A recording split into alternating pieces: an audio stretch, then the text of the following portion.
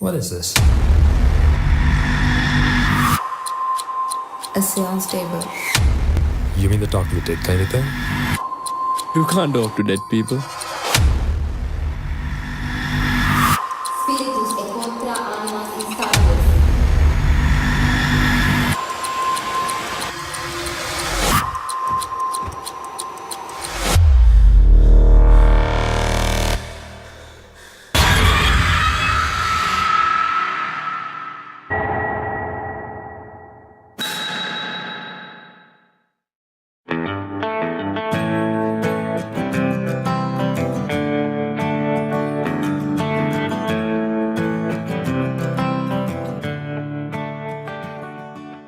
Hi, Nuan here with a special Movieslinger interview with the director of the upcoming movie, The Summoning. So, Mr. Akash, thank you for joining us. Thank you so much for having me. Okay, Akash, so you guys released the trailer for The Summoning at Lanka Comic Con this year. Yeah. So it looks really creepy. Thank you. Could you describe what the movie is about without, of course, spoiling too much? Spoiling. Okay. The movie is about this group of 4 friends who discover this ancient seance table kind of by accident and end up forcing one of the characters to go ahead with the seance.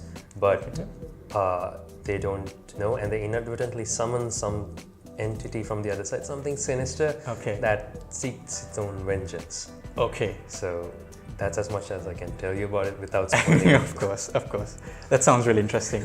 So what inspired you to make this, and where did you get this idea for this spirit board or this thing? Like, is it like a real thing that people believe in?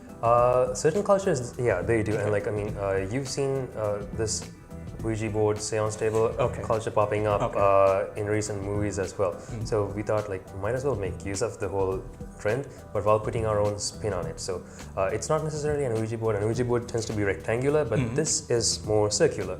Okay. So it's like a combination between a seance table and it's an ancient, it's not like a board game. No, not necessarily a board game. This was specifically designed for the movie itself, both the seance table and the planchette, which is a small triangular piece that moves around. Okay. So all this stuff was created specifically for the film.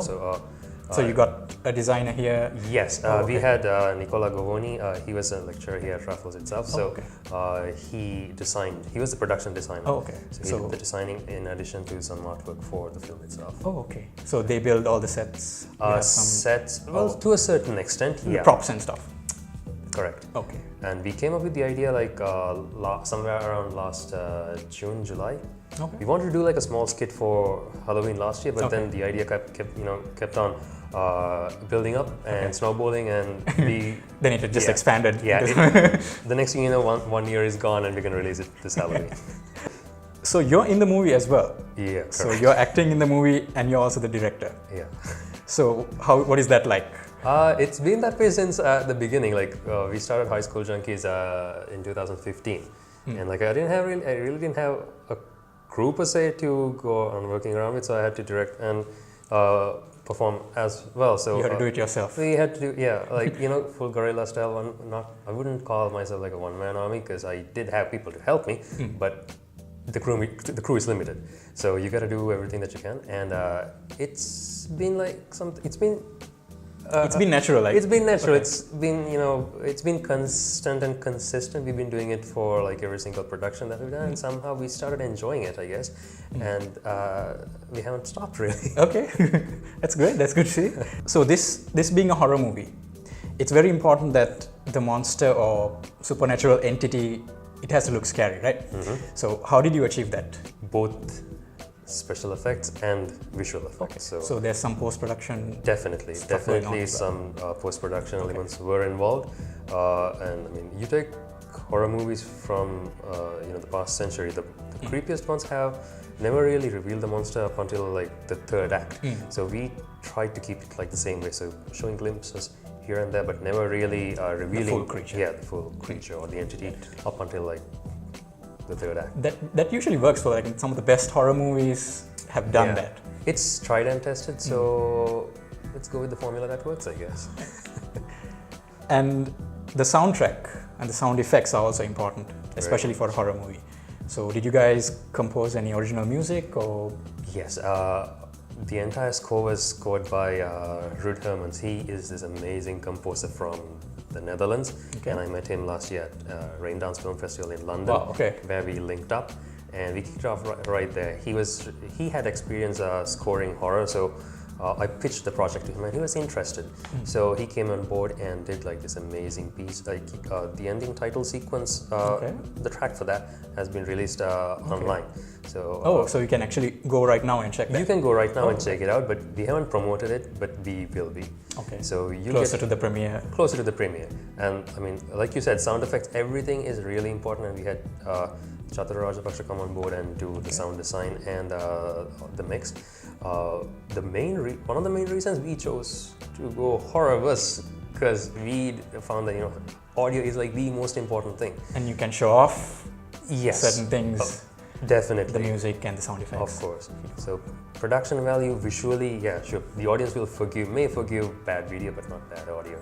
So what we wanted to set it as a challenge for ourselves and go ahead and do the best that we could. Your last film, the last short film that you did, Eidetic.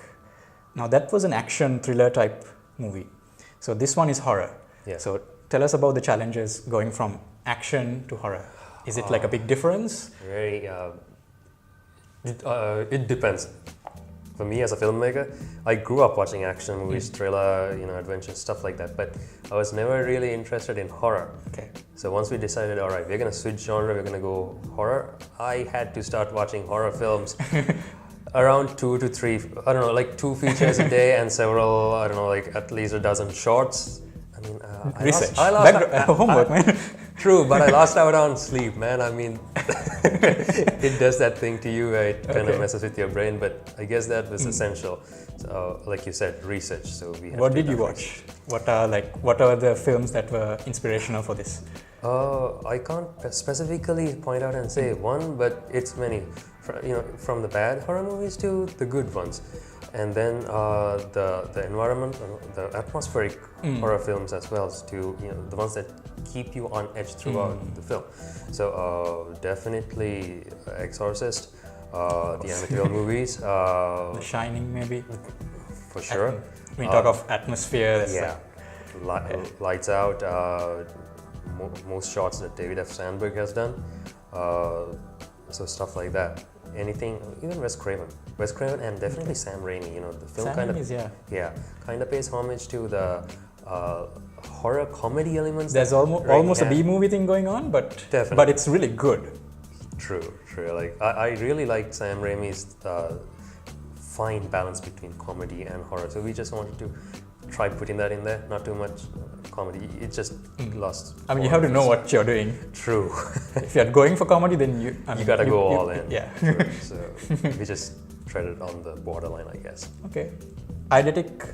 We talked about Eidetic. It was shown at San Diego Comic Con. Yeah. And also Raindance Festival.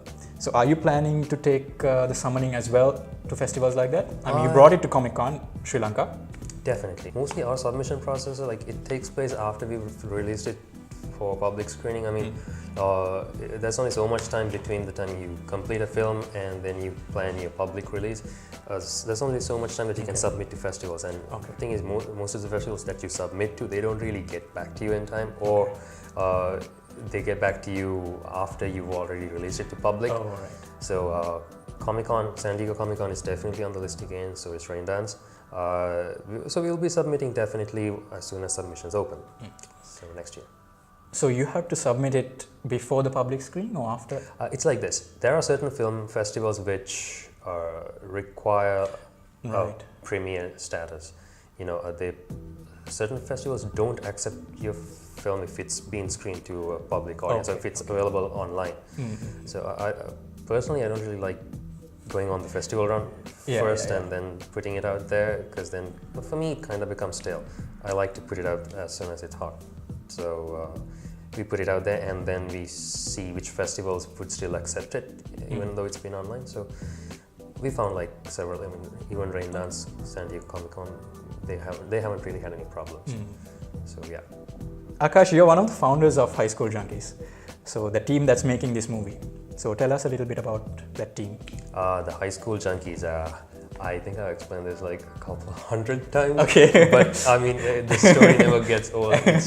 We are this group of high school friends, and in 2015 I was doing my master's program in film, and I didn't really have a crew to work with. So I called my really good photographer buddy Kasun. He had no prior experience in videography, but I had good faith in him. I told him, dude, just come. I want to do something with you, and I think you're the man for the job. So he came, and we shot something called Star-Crossed.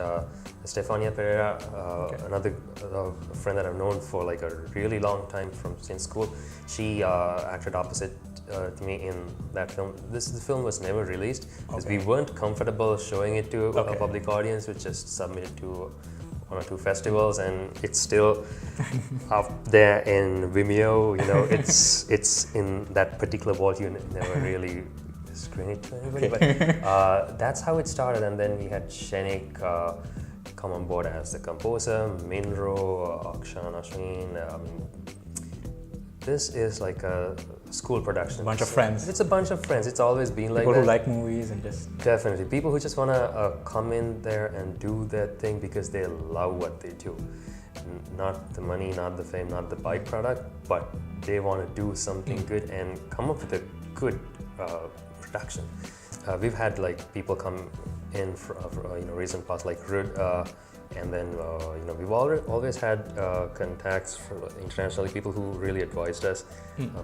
Mentors like David Worth, he's worked on a couple of Clint Eastwood films.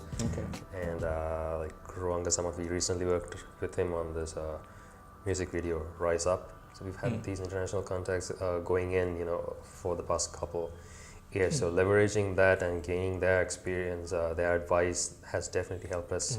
And we are always looking to expand. So for the summoning, we actually got Anisha Barakatullah on board because we really liked her cosplay as the mummy from last year's Comic-Con.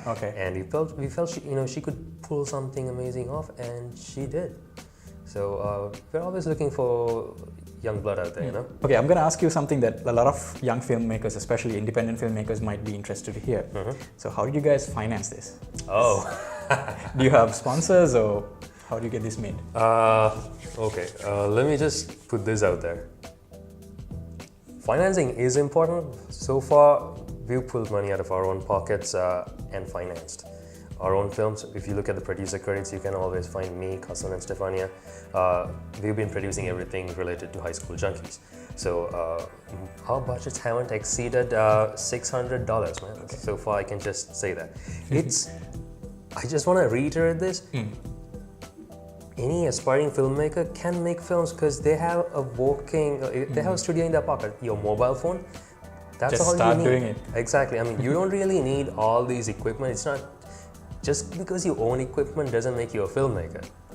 If you can tell a story with whatever resource you have, with whatever minimal resource you have, and if you can put it out there for people to see, and then gain the feedback, criticism, and keep on making, go back out there, keep on making your stuff, then, I mean, that's how you make film. You gotta have that passion. It's not about, okay, I'm gonna get this budget and then I'm gonna work on something. No, it's just go out there, do what you can with what you got, man. Just no one's gonna help you, until they see that you can do it for yourself. So be like Robert Rodriguez. Tell us a bit about your upcoming projects after the summoning. What other stuff are you working on? Right now we are in the process of shooting something called Alkaline. And this is with Ray Martinstein, aka the Insomniac. So he is producing this particular project, and we have also attached David Worth, cinematographer on Clint Eastwood films, and also Bloodsport Kickboxer, and the very special Eco Virus from The Raid. I heard about this. Yes. They mentioned this at Comic-Con, I remember. Exactly. So that must be very exciting. It's very exciting. He is attached as an executive producer. Okay. He worked with Mark Wahlberg recently on Mile 22 in Hollywood, so he's making a name for himself out there.